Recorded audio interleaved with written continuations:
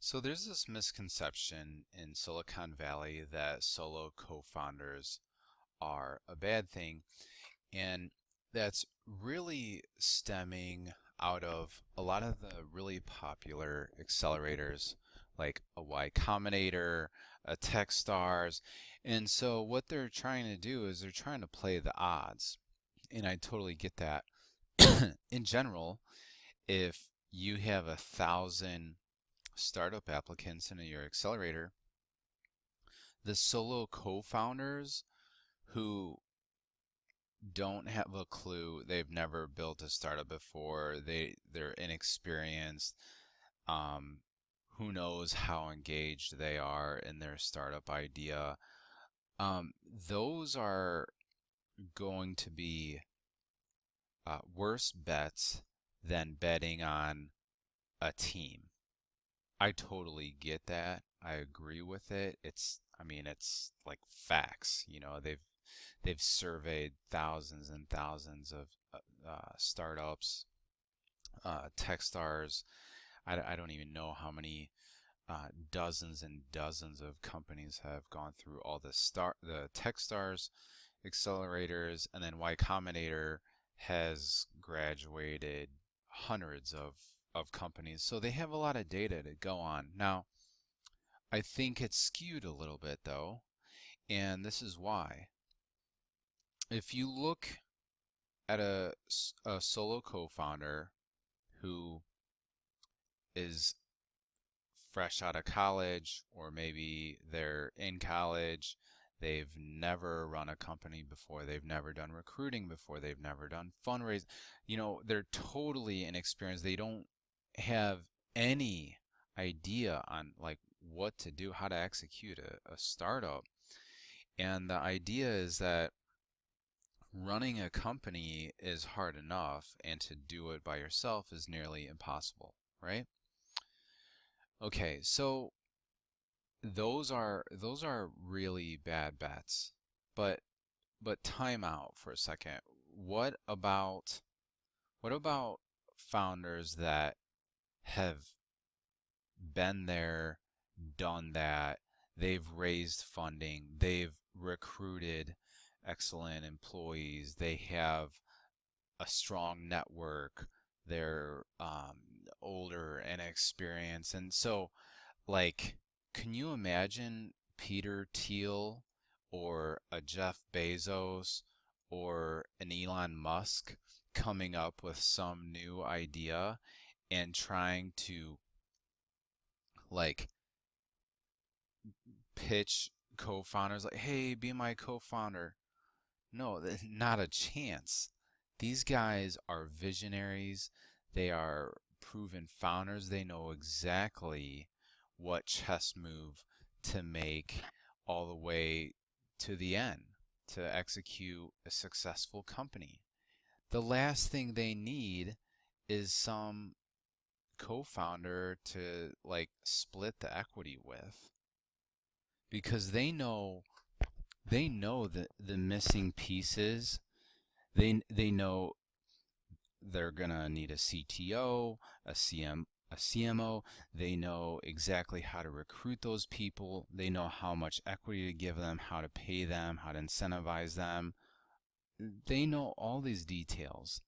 The last thing they want to do is get four co-founders on board and split equity, you know, a quarter each. That's just not going to happen. And so I just feel like these accelerators, they have this blanket concrete rule where there's no solo co-founders allowed. Well, what about a solo co-founder like a Jeff Bezos or a Peter Thiel?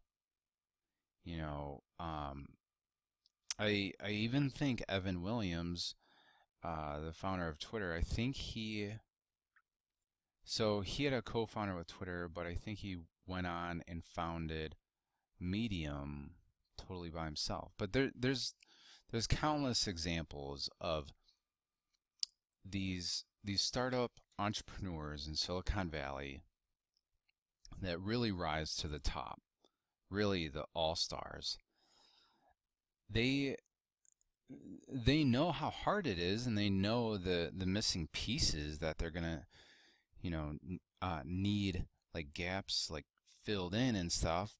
But they know how to fill those gaps. They know how to recruit. They know how to bring people on and execute. So um, the the idea of running a startup completely by yourself, um, I mean, yeah, that boggles my mind. I mean, no one to talk to, no one to like bounce ideas off, no one to like work with.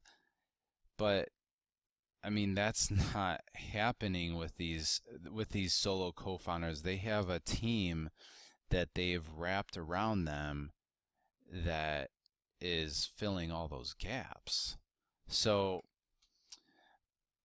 yeah, I mean the idea of solo co-founder, um, as far as like these more successful co-founder, or I'm sorry, solo founders, it just doesn't exist, because the first thing they do is they wrap a team around them and they're golden. Um, these solo co-founders that apply to some of the top accelerators, I mean, I don't know if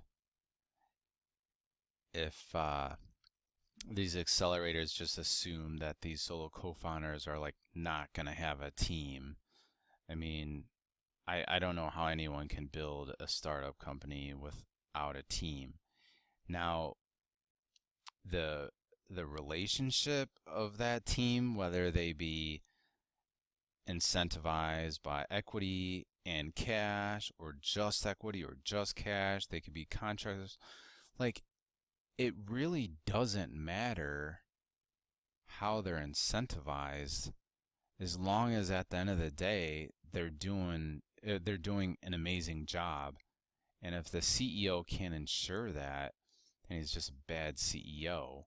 Now, that doesn't necessarily mean a startup needs to have 3 co-founders to be successful.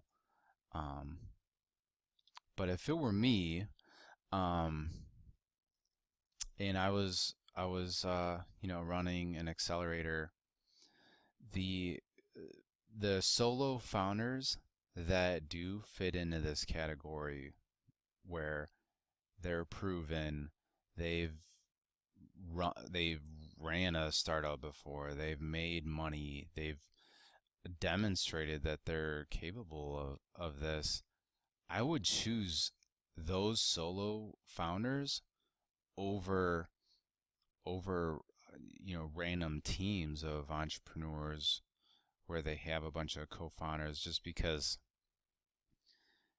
it that that visionary person that can really execute, that's the hardest thing to find. It's not hard to find a team of young entrepreneurs that are willing to build something. So um yeah, I just feel like the data is definitely skewed there, and I just wanted to talk about that. I mean, I think there's a lot of supporting information that everyone's first startup company is where they make a ton of mistakes, right? Not that they don't make a ton of mistakes on their second company, but it's kind of like a filter. It's kind of like training, if you can make the first one work, and if you can get through it and make some money from it, it's kind of like, okay, now you've gotten through boot camp and you're ready to go to war here.